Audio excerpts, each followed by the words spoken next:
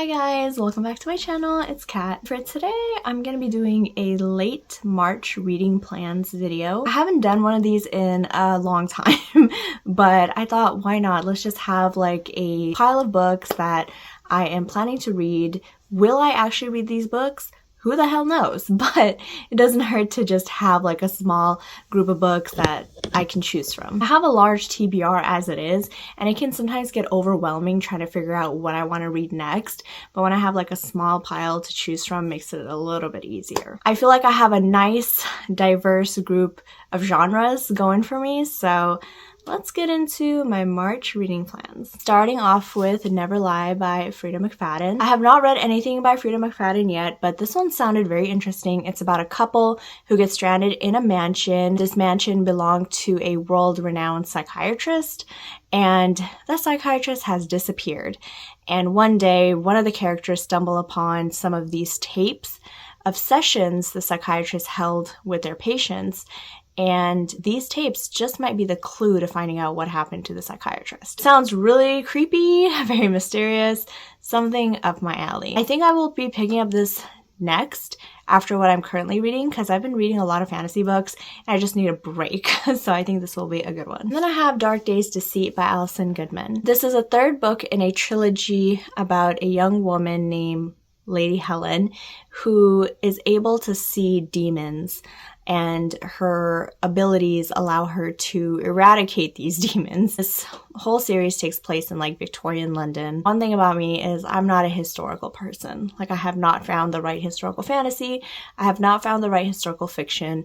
I just have not found the right historical books that are to my liking. I picked up the series a long time ago when I was in college. The series is pretty old. It's an old YA historical fantasy series, and it was making rounds on BookTube back then. As you can see, I have not finished the third book yet, so that should give you an idea of how much I'm not really enjoying the series. I'm hoping to finish this and just say goodbye. Then I have The Lies of Locke Lamora by Scott Lynch. This one I'm actually quite excited about. I do want to take my time reading this book. I've heard so many great things about the series so far. There's 3 books out.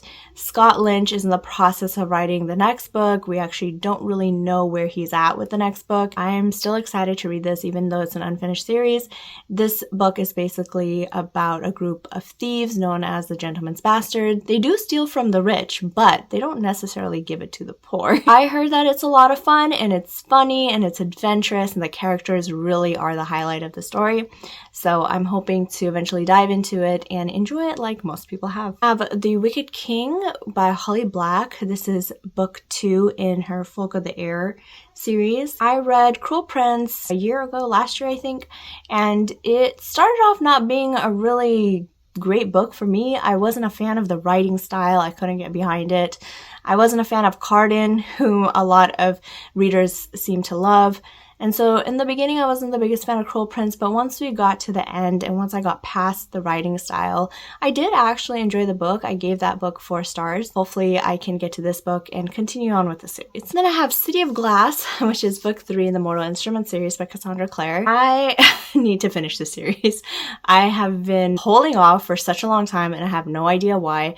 I read the first book long time ago.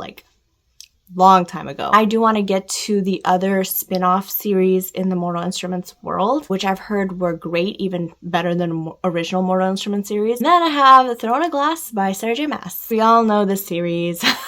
It needs no explanation. I've been trying to get to Throne of Glass for years now, but haven't gotten the chance to get around it or haven't really found the interest to start it. I think it's time to just start and get into it. When I do start Throne of Glass, I will document it, I will vlog it, so I can document my experience with this. I have heard that this first Throne of Glass book isn't really the most gripping in the series, but as we continue on, it gets better and better. so I won't have too many expectations when I first read this book. However, I hope it's still a good time. I have Glow of the Everflame, which is book 2 in the Kindred's Curses saga by Pencil. This is the original indie edition, so it does look a little different than the republished editions. Glow of the Everflame is what I hear is most people's favorite book in the series. It's really where the series picks up, at least that's what I hear from a lot of readers. The first book, Spark of the Everflame, I wasn't the biggest fan of. It was intriguing though, enough for me to want to continue the series. And I've heard from a lot of people that the first book wasn't really what got them into this whole world. I do hear from a lot of readers that our main female character, DM, is annoying and she makes very stupid decisions.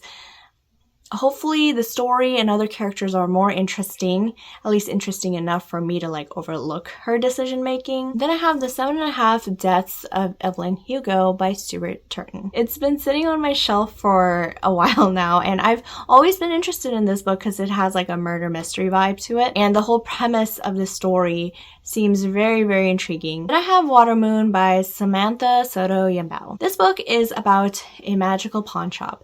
That's all I really know about it, and I kind of want to go into it without knowing too much, so I haven't really read the synopsis that much. This is just such a beautiful cover because this dust jacket, you could turn it into like an origami boat. There's like instructions here, so you could turn the dust jacket into an origami boat, and I think that's just so adorable.